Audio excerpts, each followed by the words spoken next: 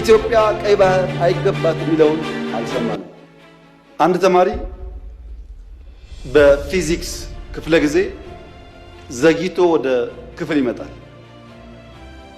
የፊዚክስ መምህራን እንደምታውቋቸው ናቸው።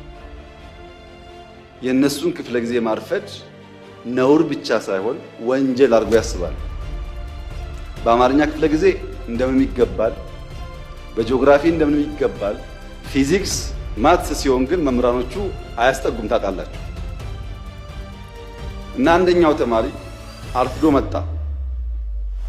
ለምን አርፍደ መጣ ሳይለው መምህሩ እንዴት በእኔ ክፍለ ጊዜ ተረፍዳለህ ብሎ በረንዳ ላይ ከክላሱ በር ላይ ተንበርከክ ይለዋል።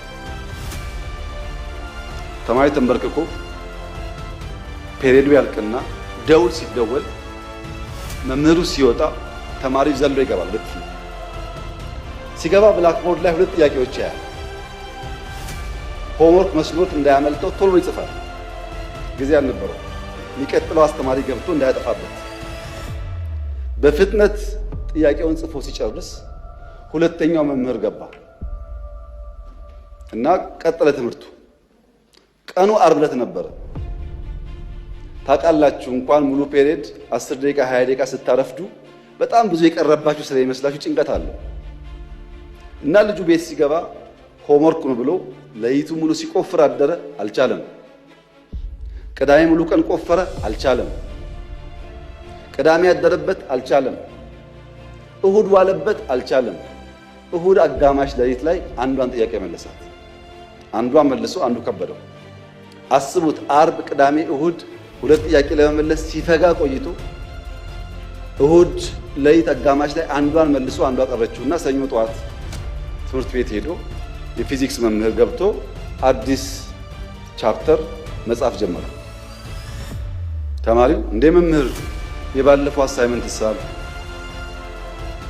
የባለፈው ሳምንት ሆምወርክ ሳለ ያማል እንደ ባለፈው ሆምወርክ አልሰጠውም ይላል መምህሩ። እንደ ሁለት ጥያቄ ጽፈው አርፍጄ ገብቼ ጽፌያለሁ እኮ ይላል።